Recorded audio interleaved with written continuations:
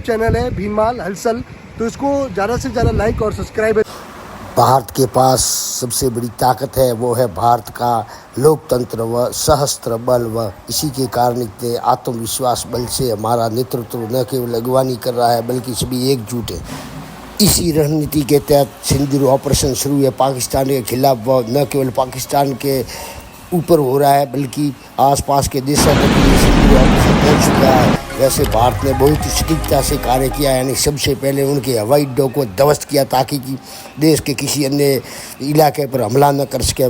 परंतु जब प्रधानमंत्री ने मिट्टी में मिलाने की बात कही तभी पाकिस्तान ने अपने जो आतंकवादी अड्डे थे वहाँ से आतंकवादी लगभग हटा दिए थे। इसी के कारण अब 170 का लगभग आंकड़ा मिल रहा है, जबकि ये आंकड़ा होना चाहिए था 1700 या 17,000 के लगभग जो सारे आतंकवादी मारे जाते। पर बचने का कारण यही था कि पाकिस्तान से 11 आतंकवादी हटा दिए गए। परंतु हमारे सशस्त्र बलों ने जो जवाब दिया और जो शौर्य दिखाया वो देखने लायक ही था। इसी के कारण ही पाकिस्तान न केवल घुटनों के बल के आ गया परंतु विश्व के आगे सिलाने छींकने लगा। और इसी के तहत ये जो कि कह सकते सीज फायर हो सका। और इसी के बाद जो रणनीति अपनाई गई है भारत के द्वारा वो भी बहुत ही सराहनीय है, क्योंकि अब पाकिस्तान को अभी पिटाई जारी है, पिटाई ख़त्म नहीं हुई है। जैसा कि हम सभी जानते हैं कि हमारे स्वदेशी हथियारों का इस प्रकार से उपयोग किया गया था कि वर्ल्ड तक देखता रह गया कि भारत एक न केवल सैन्य शक्ति है बल्कि स्वदेशी भंडारों का भी इतनी भंडार है। इसी प्रकार से जैसे राजस्थान से लगती सीमा से आगे जो रहमियर खान अड्डा था, कह सकते हैं कि आतंकवादी या पाकिस्तानी सेना का, जो सबसे पहले उसको ध्वस्त किया गया ताकि वो राजस्थान पर कोई अटैक न कर सके। और उसको मिट्टी में मिलाने के साथ ही देश की जो एयरफोर्स है उसने बहुत ही बढ़िया काम किया। इस दौरान उन्होंने बहुत काउंटर पार्ट के बहुत से एयर बेसेस को नुकसान पहुंचाया। ये हमारे लिए फक्र की और गर्व की बात है। और रही बात रहमियार खान की, तो यहाँ से वो 60-65 किलोमीटर की डिस्टेंस पे है और वहाँ से उनको सप्लाई आर्म्स की सप्लाई या अपना एम्यूनिशंस एंड मैन पावर की सप्लाई थी, वो उनका सबसे नजदीक वही है। तो वहाँ से उनका सेना का जमा बढ़ा और यहाँ से उन्होंने रीइंफोर्समेंट का काम उन्होंने किया।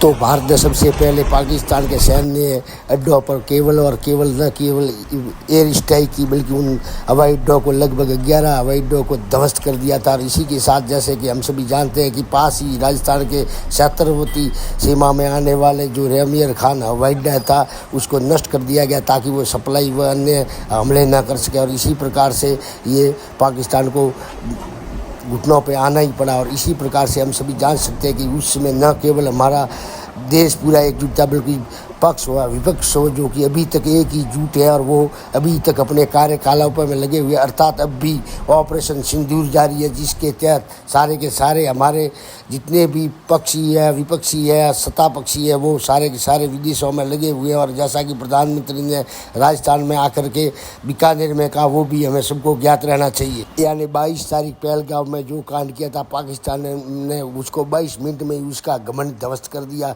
न केवल पीएम ने राजस्थान के बीकानेर में करनी माता के दर्शन के बाद ये कहा, बल्कि ये भी कहा कि खून और पानी एक साथ नहीं बहेंगे। तो अर्थात ये भी ऑपरेशन जारी, अर्थात इसको वाटर बम या पानी बम कह सकते हैं। इसी के तहत ये कार्रवाई जारी, यानी कि सिंध नदी को लगभग लपकाया जा रहा है पानी को लेकर के पाकिस्तान को, और इसी को लेकर के उसकी हालत खास्ता है।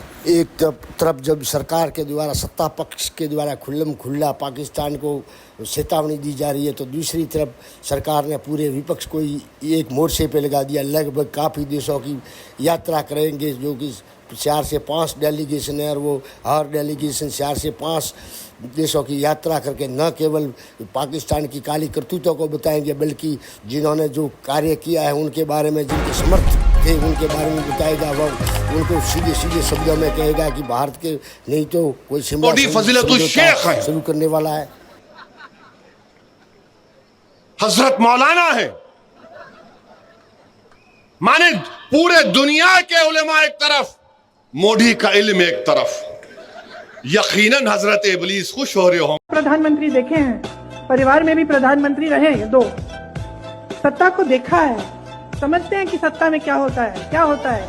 सारे चमचे आसपास आ जाते हैं, सारे चमचे तो लगभग पक्ष और विपक्ष एकजुट है और इसी के तहत ही पाकिस्तान को जवाब दिया जा रहा है। जैसा कि आप देख सकते हैं इन तस्वीरों में, ये राहुल गांधी पहुंचे हैं पाकिस्तान के सीमावर्ती क्षेत्र या कह सकते हैं भारत स्थित कश्मीर में, जो कि वहाँ से नज़दीकी क्षेत्र सीमा क्षेत्र, वहाँ से लोगों पर हमला किया गया। अर्थात राहुल गांधी का जाने का मकसद और जाने देने का सरकार के द्वारा भी मकसद इतना है कि संसार अर्थात वर्ल्ड की आँखें जो दुनिया देख सके कि यहाँ पर क्या हुआ था। हर जगह हर तरीके से हाईलाइट की जाएगी और पाकिस्तान के विरुद्ध जो भी कार्रवाई हो सके वो करने के तहत ये सारा का सारा पक्ष और विपक्ष के द्वारा क्रियाकलाप चल रहा है, जो कि हमारे देश के लिए एक बहुत ही बड़ी गर्व की बात है। माता की वंदे वंदे।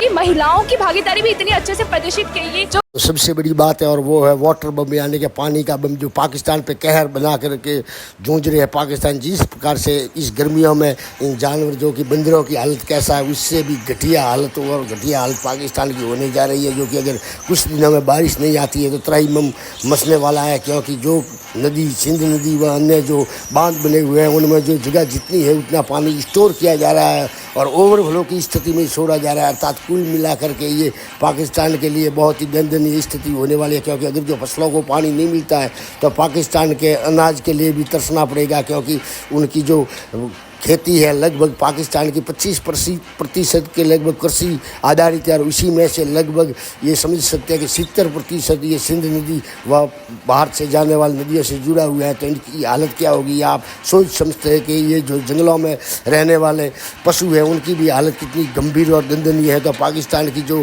कि हरी भरी स्थित नदी के किनारे थे उन लोगों की हालत क्या होने वाली है और इसी के बाद में पाकिस्तान की क्या हालत होगी, ये जान करके सभी को आश्चर्य नहीं होना चाहिए कि अब वाटर बम का स्ट्राइक भारत की ओर से जारी है और जारी रहेगा जब तक कि पाकिस्तान आतंकवाद खत्म नहीं कर सकता, जैसे कि सत्ता पक्ष के द्वारा कहा जा रहा है। विपक्ष में कंधे से कंधा मिलाया हुआ है। तो इसी प्रकार से जहाँ पर भी प्रधानमंत्री जाते हैं तो विजय के नारे लगते हैं, पर आप सोशल मीडिया में देख सकते हैं कि कहीं पाकिस्तान की मजाक उड़ाई जा रही है तो कहीं पाकिस्तान वाले डीगे भर रहे हैं, परंतु ये डीगे किसी काम की नहीं। जो काम करता है वो उसको विश्व देखता है और आजकल सोशल मीडिया का ज़माना है।